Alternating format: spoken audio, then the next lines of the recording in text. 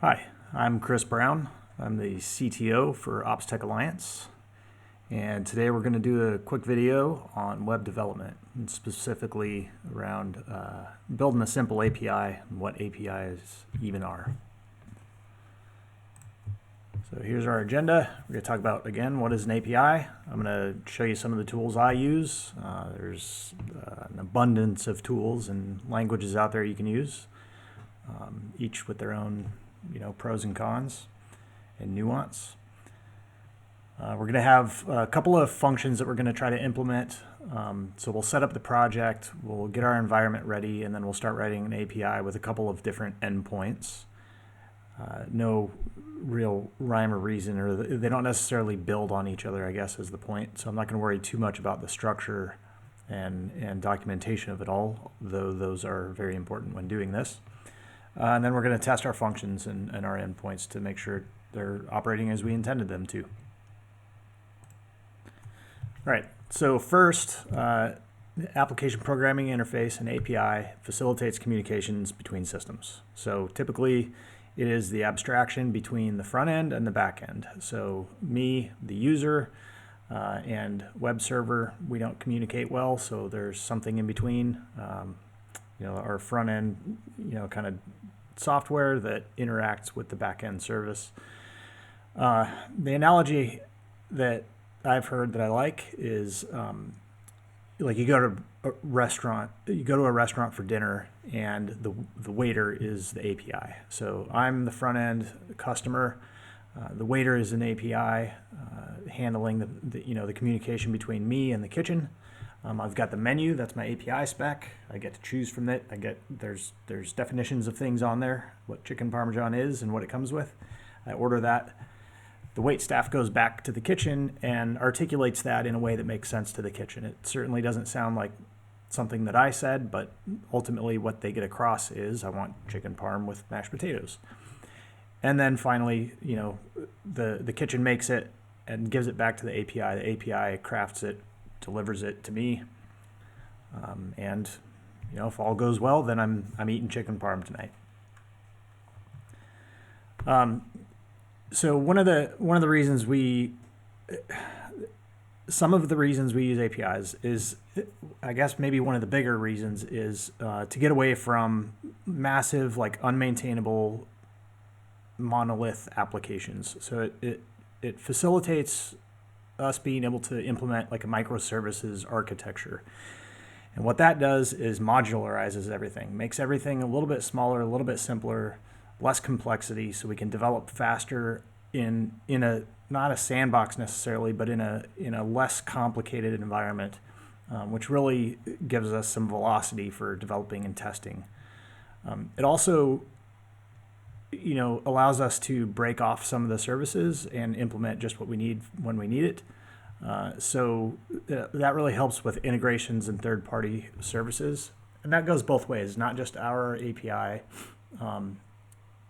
providing an integration method for other third parties, but in return, right? So if we're building a website that does something like sells chicken parm, I guess, we wouldn't necessarily, maybe that's what we're great at, and we're not really in the business of handling the payments for it. So we can integrate with a third-party payment service, just that service. We don't need the whole bank. We don't need everything that comes along with banking. We just need a payment service. So we could take that and integrate easier than us building it ourselves, and likely better, because that's not our area of expertise. All right. I already touched on how it kind of simplifies and accelerates development and testing. And then finally, at least with APIs that other developers and third parties can interact with, such as a public API, you end up, the more it gets used, the more people innovate, and you build out this, or you don't, but the community builds out this ecosystem that's greater than the sum of its parts, right? So these additional developers are utilizing your service maybe in a way that you didn't anticipate, or you wouldn't have thought of, or didn't have the time to develop yourself. So that's pretty cool. All right, these are the tools that I use, and that's what we're gonna use today. I like VS Code. I used to do everything on the command line. It's I like VS Code now. It transcends platforms, so it doesn't matter if I'm on my Mac, my Windows, or in GitHub code spaces. It works the same, which is pretty great. I like the plugins and the IntelliSense to help me with my formatting and try to keep me from making silly mistakes early in the development life cycle, so I don't have to go back and rework it later, which is costly, right?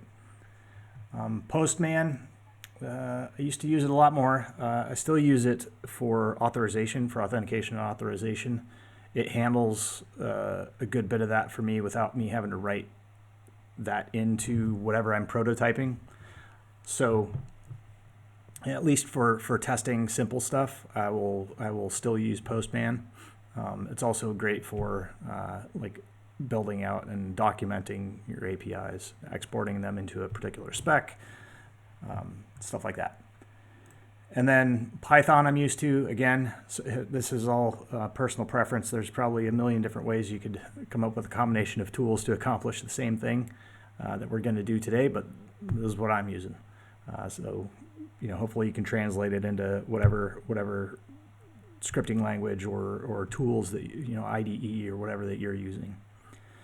Python and Flask, it's lightweight, simple, and flexible, and it, with one dependency, has, like Flask itself, has everything that I'm going to need for today's demo. So that just kind of made sense for me.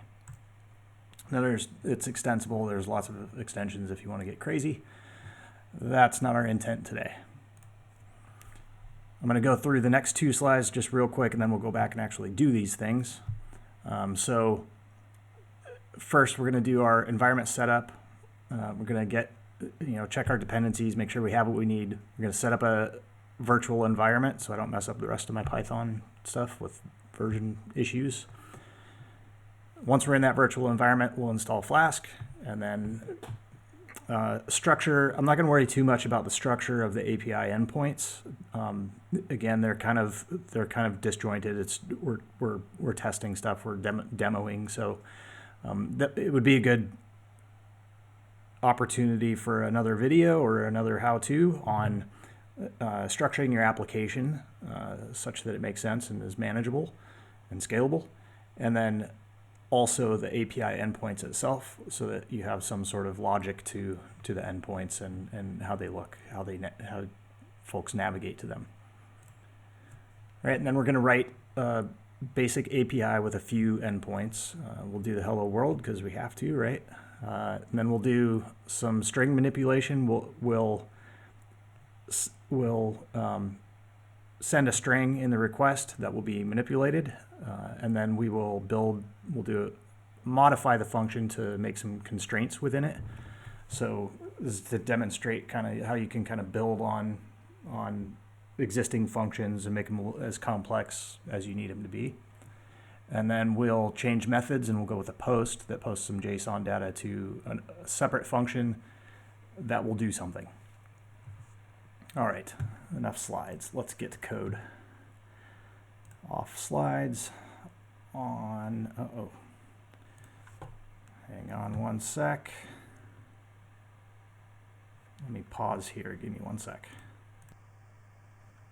Okay, sorry, I had to take a break there for a second and get my window up and rearranged. Okay, so now we're in VS Code. The first thing I want to do is set up, say, my environment, I guess. So I'm going to make a directory for our demo here. I've opened up a terminal in VS Code, and we'll just call it Flask API demo.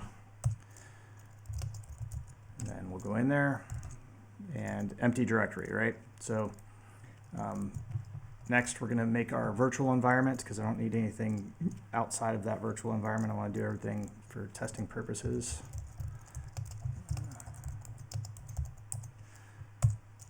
And then we're going to activate that. Pause for effect. I guess while that's happening, let me open my folder here in VS Code so I can see my directory structure.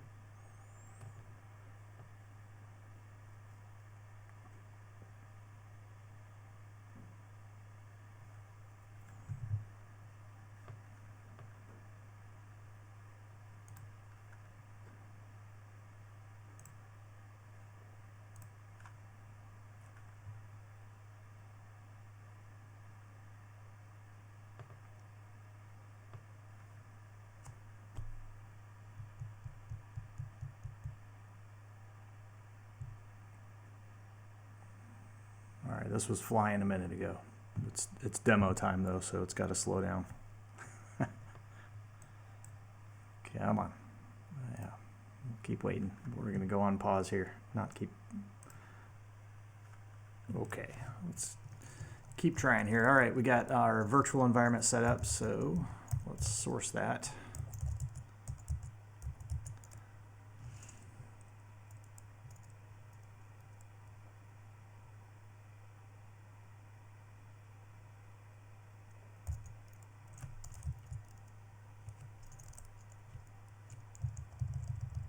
Or not.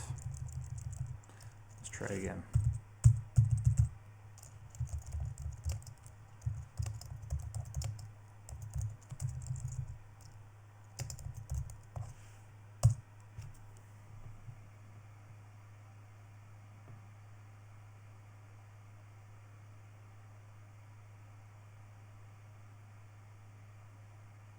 Hey, at least I'm not in a timed competition waiting on this thing, huh?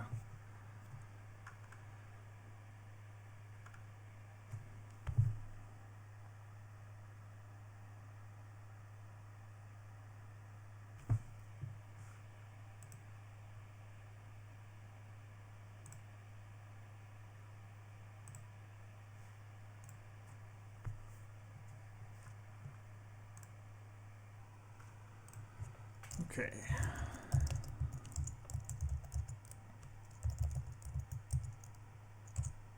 All right, there we go.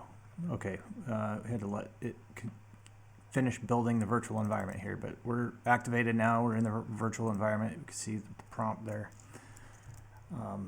And then, so again, this is where we figure out what our dependencies are. We're going to start out with just Flask. And then we will add dependencies if we need to, but that should do it. And then while that's running, I'm going to try to cheat and do two things at once here.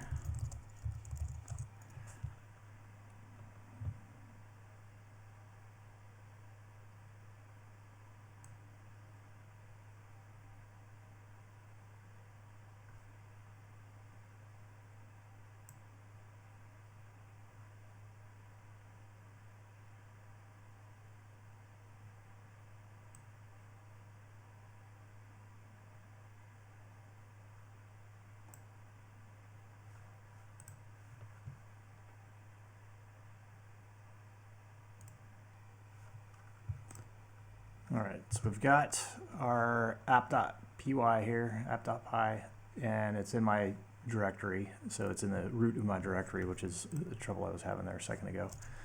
And then we're going to import Flask. Start writing some code here.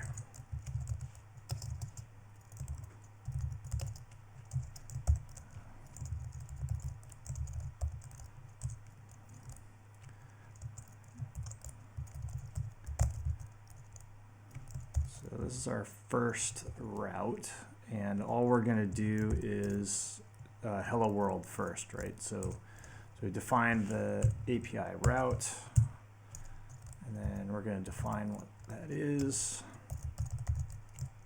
Hello.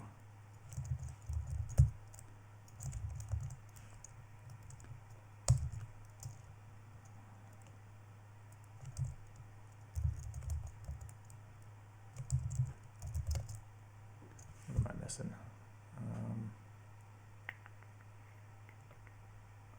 Should be all right.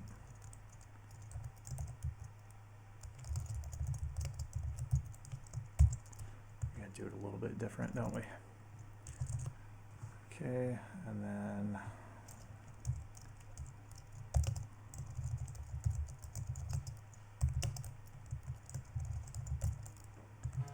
just setting it all up here. This will get easier as we do more functions. And we'll run it in debug. And we'll start off with just the default port. See if I can spell. There we are. All right, so we'll start off with the default port, which is 5000. I don't need any of that.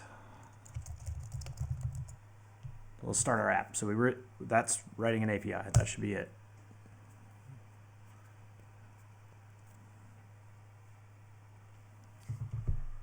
Pause for effect. There we go. All right. So running on localhost, port 5000. Let's see if we can test that.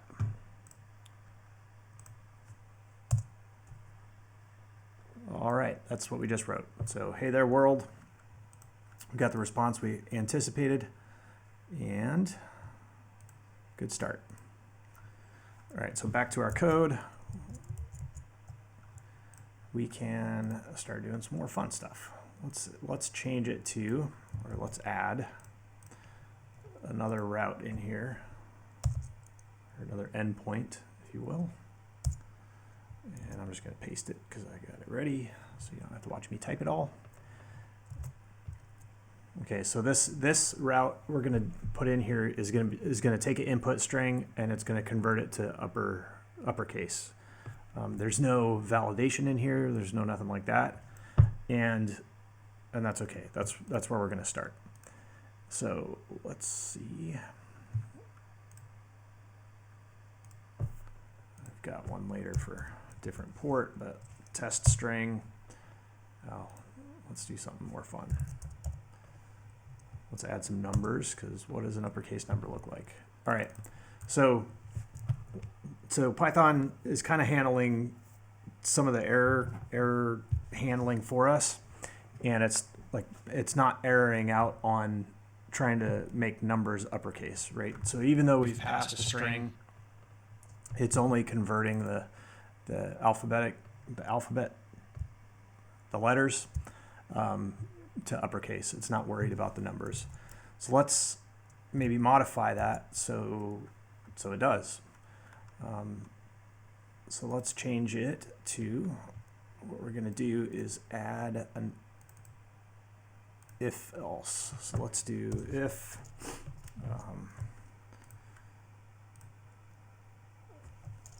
let's see, if the input string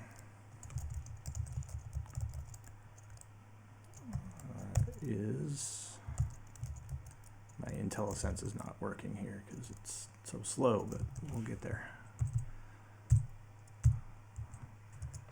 If it is alpha, then do everything like we meant to, right? Because that's what we expect. Otherwise, just let me know that there's a problem, I guess. So let's do, let's just return a string out to the user. We'll save that. And we're not changing ports or anything, so we can just like hot swap it, which is kind of cool. And so that's running. And so now if we send numbers in our string, we should get an error message. That's good success. And then if we take the numbers out, we'll change the string just to make sure it's something different. And there we go. So now we've got some constraints in our route there, or in our function, so that we can handle, we can at least check for proper input.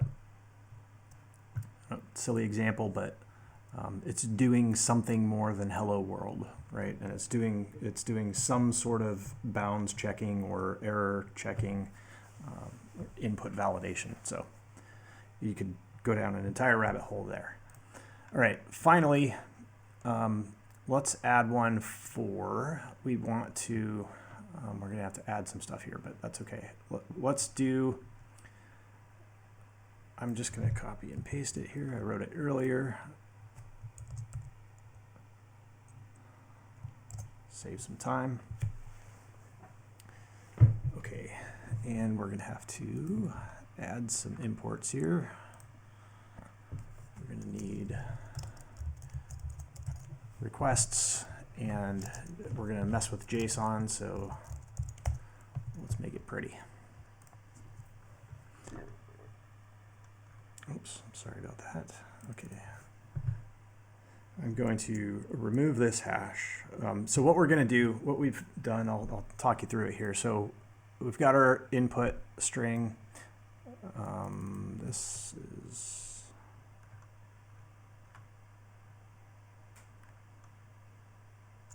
not necessary. We already got that covered.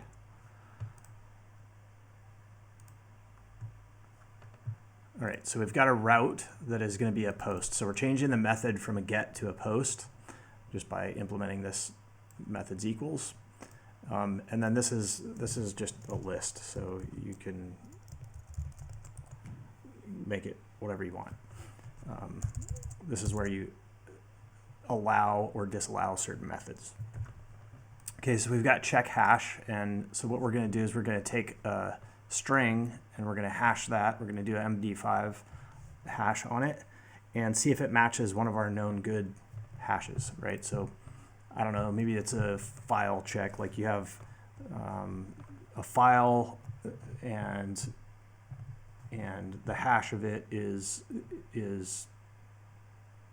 either good or bad, right? Like you either have the valid file or you don't have the valid file.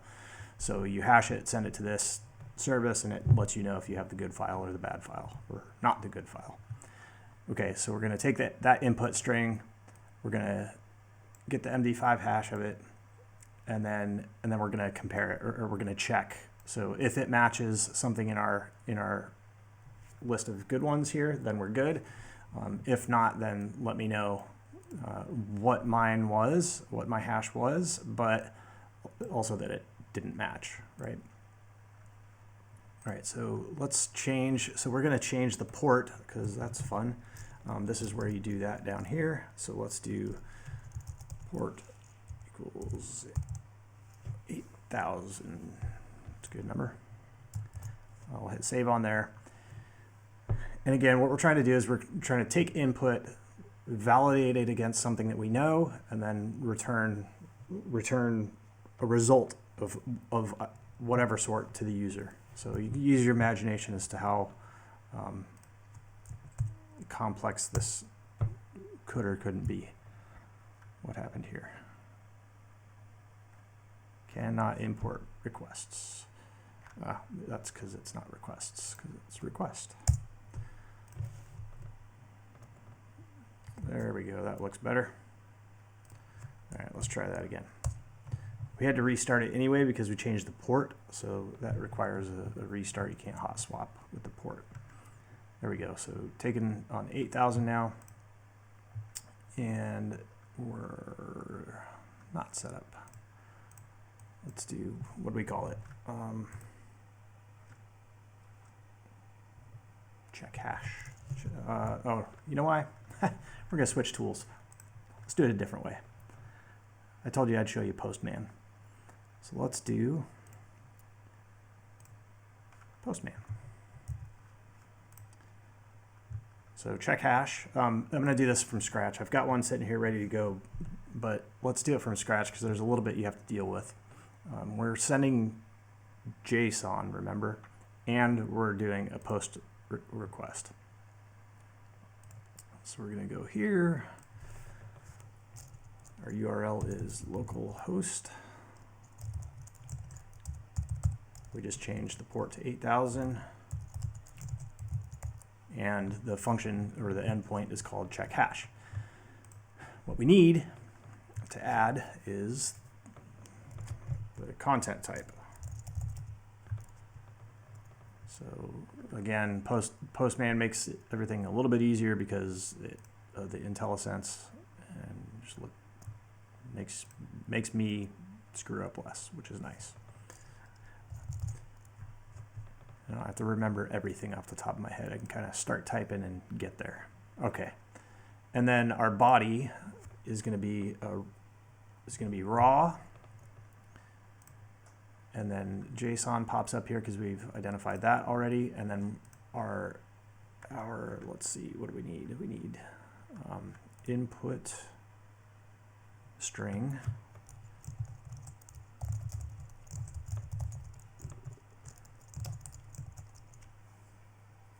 And then a string.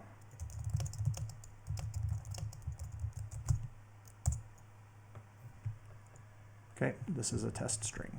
Okay, so we wouldn't expect I haven't set it up for success here. So what I'm hoping for is a 200 response, so a valid response that says that our hash didn't match a known good.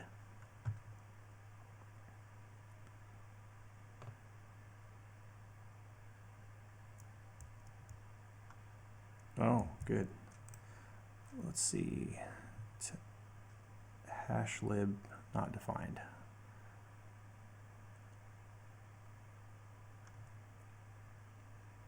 Well, let me pause for effect and figure this out real quick. Okay, just kidding. It's really simple. I'm just not reading my own notes. We are trying to hash something after all, so let's, and again, that's something already installed. Don't have to worry about that. Reload. Okay, let's try that again. You have to import the library before you can use the functions. Go figure. Okay, 200 response, and so no matching hash, which is fine, but it gave us our hash. So this is me cheating a little bit in returning the hash to me, because I'm just going to go put that in my code. I'm trying to share as much as I can here. Okay, this is how I fixed the hash lib error. I just forgot to import it.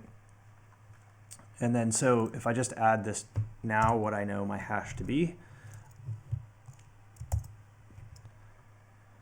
then save. So I've added what I know the hash for that string to be to my code. So now it's a known good. And I don't want slides. I want Postman. And send the exact same thing. So I'm not going to change anything. I'm just going to hit send again.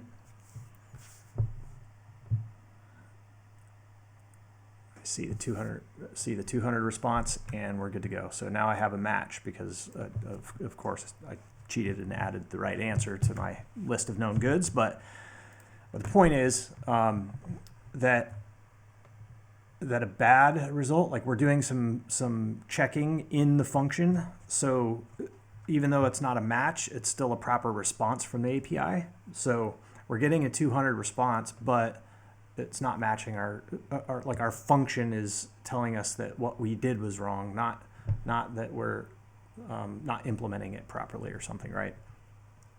So it could be a test against, well, like a hash or something, or a file hash. You want to make sure that you have the right file, and it's, you've got a list of known goods. That's kind of the example I was thinking of when I put this together. And then let's see, our code is pretty straightforward. You can see that with the debug running, you get the 200 responses. That's nice. I was talking through it, and you didn't see it, I realize, in the video, but what I got was this error saying hash lib was not defined, and that's because I tried to use the function here, hash lib there, without importing it first. So I didn't import the library first. So I added this line, hit save, and that was that. Okay, so we've built a hello world route or endpoint. We built an endpoint that takes a string as input and makes it all uppercase. And at first, it was doing no error checking to make sure that no input validation. It's kind of limited still, but we're running up on 30 minutes. And then finally, we did a little bit more complicated check hash. So we defined a variable, a list of good hashes that we know, and then we wanted to validate any string. We would hash that string and compare it against the known good to see if that string was valid, and that you replace that with whatever you want, right? Okay, that was a quick down and dirty on VS Code, Postman, testing APIs, building simple, straightforward APIs that perform rudimentary functions at this point, but hopefully the demonstration gives you the idea of like how it works. So again, the API is the abstraction between the front end and the back end, or between services. The tools we used, we talked about Postman, VS Code, and Python Flask. Again, my choices, there's plenty out there for you to choose from. All of them, again, with their own nuance. We set up a virtual environment and installed our dependency, and then wrote a couple different endpoints in a simple API and tested them. So we tested like good results and bad results. And then, you want to dig deeper. There's all kinds of stuff you could do. You could work in different languages, like I mentioned. You could use different tools. The methods, you could expand, what you're trying to accomplish there. So you could work with the different methods, and briefly, at least, I showed you how to, or where that happens in a Flask app. And then probably one of the first things you want to implement is security. So beyond functionality, like we want it to be secure, and well, that's top of the list anyway.